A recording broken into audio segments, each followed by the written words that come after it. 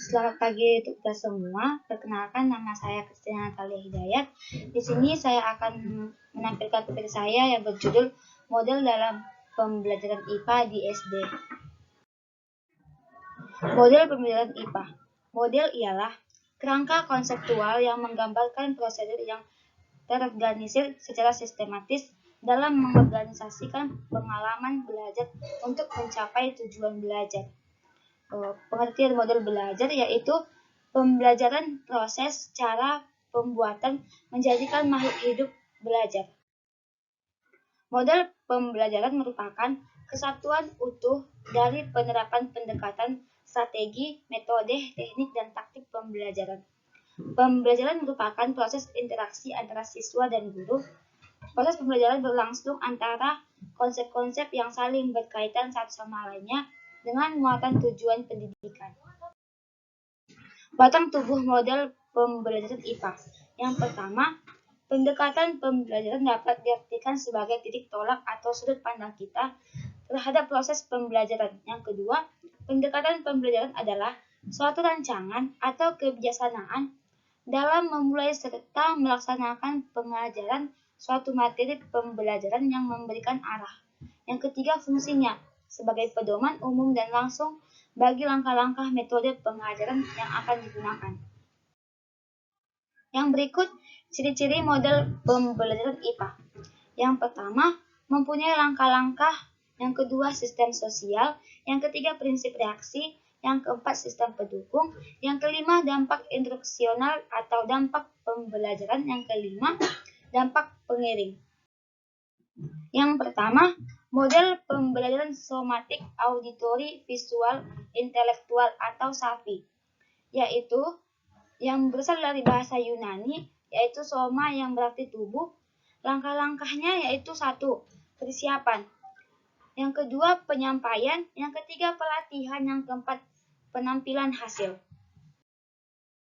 Yang kedua, model pembelajaran kontekstual, yaitu berasal dari kata konteks yang berarti hubungan, konteks, suasana, dan keadaan.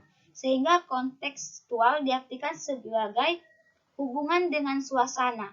Jadi dapat diartikan sebagai suatu pendekatan pembelajaran yang berhubungan dengan suasana tertentu.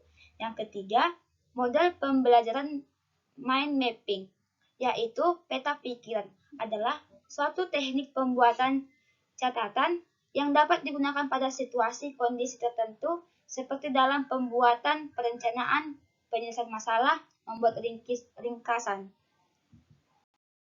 Yang keempat, model pembelajaran kolaboratif, yaitu adanya kerjasama 2 orang atau lebih memecahkan masalah bersama serta mencapai tujuan tertentu. Di bidang kolaboratif ini berupa sajian guru, diskusi kelompok siswa, tes kuis silang tanya antar kelompok. Yang keempat, penguatan guru. Yang kelima, ada model pembelajaran kooperatif, yaitu menyatakan bahwa pembelajaran kooperatif ini lingkungan belajar kelas yang memungkinkan siswa bekerja sama untuk tugas-tugas akademiknya dalam satu kelompok kecil. Yang keenam, ada model pembelajaran quantum teaching, yaitu model pembelajaran yang memungkinkan siswa untuk belajar yang meriah dengan segala nuansanya, yang menyertakan segala kaitan, interaksi, dan perbedaan yang memaksimalkan momen belajar serta berfokus pada hubungan yang dinamis. Yang ketujuh, model pembelajaran konstruktivisme, yaitu melibatkan pembentukan makna oleh siswa dari apa yang mereka lakukan.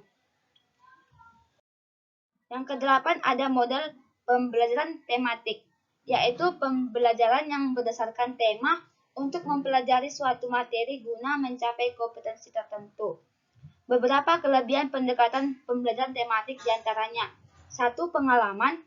Yang kedua, kegiatan yang dipilih dapat disesuaikan dengan minat dan kebutuhan peserta didik. Yang ketiga, seluruh kegiatan belajar lebih bermakna bagi peserta didik sehingga hasil belajar akan dapat bertahan lebih lama. Yang keempat, pembelajaran terpadu menumbuh kembangkan keterampilan berpikir dan sosial anak. Yang kelima, pembelajaran terpadu menyajikan kegiatan yang bersifat pragmatis. Yang keenam, Jika pembelajaran terpadu dirancang bersama, dapat meningkatkan kerjasama antar guru dalam bidang terkait. Yang kesembilan, model pembelajaran konstruktisme, yaitu keberhasilan belajar bergantung bukan hanya pada lingkungan atau kondisi belajar, tetapi juga dapat pengetahuan awal siswa. Yang ke-10 ada model pembelajaran berbasis pengalaman, yaitu model proses belajar mengajar yang mengaktifkan pembelajaran untuk membangun pengetahuan dan keterampilan melalui pengalamannya secara langsung.